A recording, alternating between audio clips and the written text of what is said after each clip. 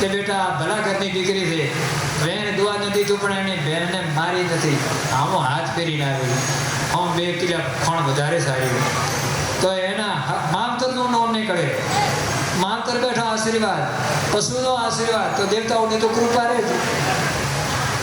પણ આ બધા આપણા ધંધા જ આપણા છે.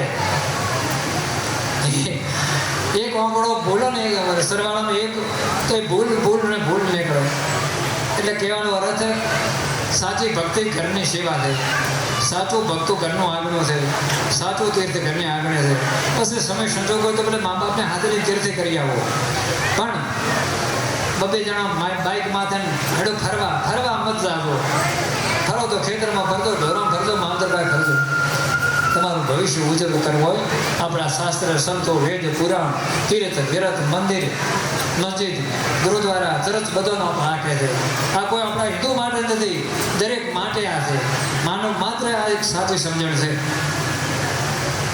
કોઈ ધર્મની અંદર મા બાપનો અવજ્ઞા કરીને તીર્થ કરે એ ન ફળે. બધા ઇસ્લામ હોય, હિન્દુ હોય, ક્રિશ્ચન પાત્ર, ત્યારે પહેલો તીર્થ મા બાપ, પહેલો તીર્થ દયા. આ કુરબાનિયા કરે, આ ઉજળ થઈ જવાના. दया धर्म का मूल है, पाप मूल अभिमान, तुलसी दया न छोड़िए जब तक घट में जहाँ हो जाए घटमा प्राण हो जाए बने दे कीड़ी ने बचाने भावना.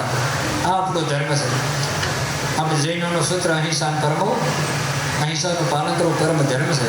તો આપણે દેખે મા બાપનો અપમાન, ગૌનું અપમાન, ભાઈનું અપમાન, બહેનનું અપમાન, સમાજનું અપમાન, જે કરવાનું ન કરવાના ધંધા કરવા, આ તો એક વિશેષ આપણામાં બાબુ દુર્ગુણ હોય ક્યાં દુર્ગુણ હોય તો આપણા પછી આપણામાં હારી મતી આવે નહીં. એટલે હારી મતી બેડો પાર કરશે અને કુમતી જિંદગી બરબાદ કરશે. અને હારી મતી માટે હારા વિચારની જરૂર, હારા આહારની જરૂર, ખોટા વ્યસન છોડો, સદાચારી જીવન જીવો. તો ઘરે આપણે ગંગાને કાશી છે. સમય જઈ આવજો. સદગુરુદેવ કી